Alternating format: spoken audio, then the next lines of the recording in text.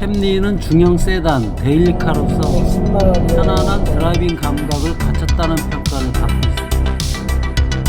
캠리 하이브리드 8세대 모델 같은 경우는 전체적으로 디자인 감각이 강렬하면서도 남성적인 이미지가 더해졌다는 그런 생각이 듭니다. 헤드램프 같은 경우도 강한 그런 이미지가 보이고 있고요. 그리고 직선이어서 좀 날카로운 느낌도 듭니다. 라디에이터 그릴 중앙 같은 경우는 토요타 엠블럼이 적용이 됐는데 범퍼 상하로 2단으로 그릴이 처리가 됐어요. 근데 어떻게 보면은 이제 고급 브랜드 렉서스의 스핀들 그릴 같은 이미지도 연상이 되는 그런 수준입니다.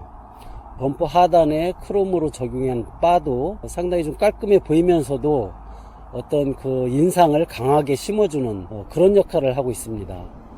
전체적으로 남성다우면서도 강렬한 이미지, 이걸 위해서 디자인을 연출했다는 생각이 듭니다. 측면 같은 경우는 그 루프라인이 유려한 수준입니다. 쿠페 형상을 하고 있는 스타일이고요. 그리고 윈도우 라인 같은 경우에는 크롬을 적용을 했어요. 근데 좀 더 곡선보다는 직선을 강조해서 다이나믹하면서도 스포츠한 그런 감각이 더해진 것 같습니다. 뒷면에서 보면 깔끔한 디자인 이미지예요. 리어램프 LED가 적용이 됐죠. 리어램프 같은 경우는 뭔가 좀 부메랑 같은 그런 형상이 들어가 있고, 그리고 또 곡선을 최대한 배제하고 직선이 강조돼서 날카로우면서도 강한 이미지, 그런 게 부각된 것 같습니다. 캠리 실내는 중형 세단으로서 널찍한 그런 모양새예요. 제가 2열에 탑승하고 있는데 전체적으로 그 공간이 여유가 있습니다. 그리고 계기판이라든가 그리고 센터 패시아 상단에는 9인치 디스플레이가 적용이 돼서 시원시원한 이미지고, 독특한 거는 계기판에서 센터 패시아, 센터 터널로 이어지는 그 라인이 크롬이 적용돼서 디자인이 설계가 됐는데, 이런 이미지는 독창적이면서도 창조적인 그런 그 디자인 감각 같습니다. 그리고 센터 터널에는 핸드폰을 수납할 수 있는 그런 공간도 있고, 또 변속 레버, 중형 세단으로서 실내 공간이 비교적 넉넉하게 세팅됐다는 걸 알 수가 있겠습니다. 토요타 브랜드는 지난 1937년도에 설립이 됐어요. 그러니까 한 85년 정도의 역사를 가지고 있는데, 글로벌 시장에서는 사실 가장 많이 판매하는 그런 브랜드로 유명합니다. 작년에도 1000만 대 이상 판매가 돼서 세계 그 판매 1위를 나타냈었죠. 지금 시승하고 있는 차는 토요타의 대표적인 중형 세단 캠리입니다. 캠리 같은 경우는 이제 1983년도에 처음으로 나왔어요. 실용성을 추구하면서도 어떤 그 중형 세단으로서 안락한 주행 감각이 특징이었는데, 꾸준한 인기를 얻어서 지난 40년간 글로벌 시장에서는 약 2천만 대 이상 판매되는 그런 기록을 낳고 있습니다. 아주 인기가 높죠. 한국 시장에서는 혼다 어코드와 직접적으로 경쟁을 하죠. 물론 이제 닛산 알티마도 있는데, 닛산 브랜드 같은 경우는 한국 시장에서 공식적으로 철수를 했고요. 폭스바겐 아테온 같은 경우도 경쟁 모델로 꼽을 수는 있습니다. 국산차 모델 중에서는 현대자동차 그랜저라든가 소나타, 기아 K5, 르노삼성 SM6라든가 또는 이제 한국 GM, 쉐보레, 말리부 등을 경쟁 모델로 꼽을 수 있습니다.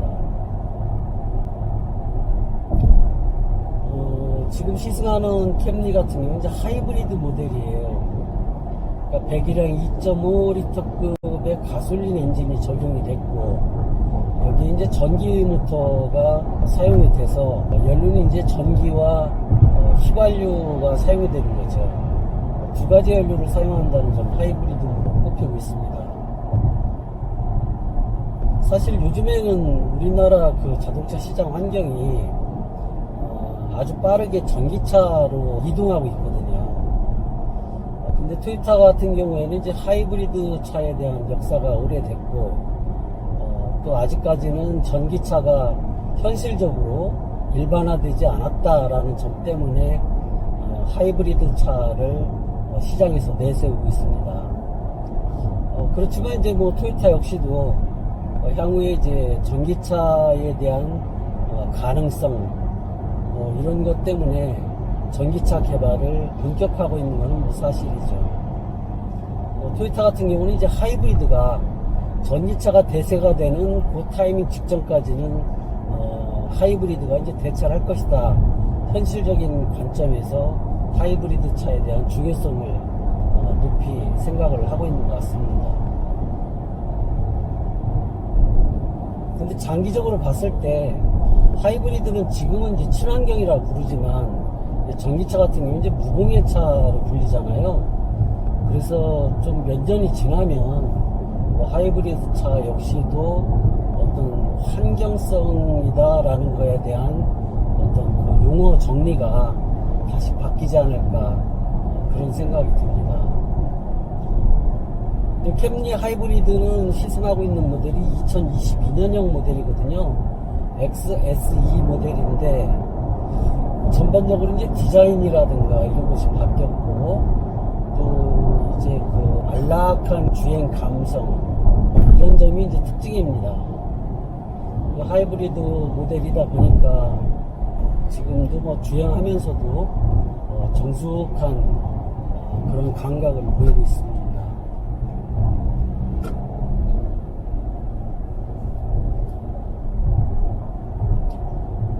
캠리 하이브리드 같은 경우는 이제 출력이 시스템 출력, 가솔린 엔진과 전기 모터 합산 출력을 따지면 한 211마력 정도 되거든요. 토크감은 22kg 포스미터 정도인데 크게 높진 않습니다. 그러니까 이 차가 어떤 퍼포먼스를 강조하기보다는 좀 더 승차감이라든가 부드러운 어떤 중형 세단으로서 안락한 느낌을 갖게 하는 것이 어떤 포인트인 것 같아요. 그래서 서스펜션 같은 경우도 앞과 뒤에 이제 맥퍼슨 스트럿이라든가 W25 같은 이런 그 서스펜션을 적용했는데, 아무래도 이제 그 W25 같은 경우는 고급차에도 많이 들어가는 그런 편이거든요. 그러다 보니까 이제 어떤 그 안락한 주행 감성 이런 게 이제 하나의 포인트가 되고 있습니다. 시트 포지셔닝이 아주 살짝 높은 그런 느낌이 들긴 하는데 전체적으로는 뭐 적절합니다. 풍절음, 윈도 스크린이나 윈도우에서 들어오는 차체 하단에서 들어오는 그런 로드 노이즈가 아주 잘 그 차단이 되고 있어요. 스포츠 모드에서 주행할 때 물론 이제 탄력적인 주행감을 맛볼 수 있습니다만 아주 폭발적인 느낌은 아니에요. 210마력 정도의 펀치력을 가지고 있고 중형 세단으로서 적절하게 펀트 드라이빙 맛을 느낄 수 있다는 생각이 듭니다.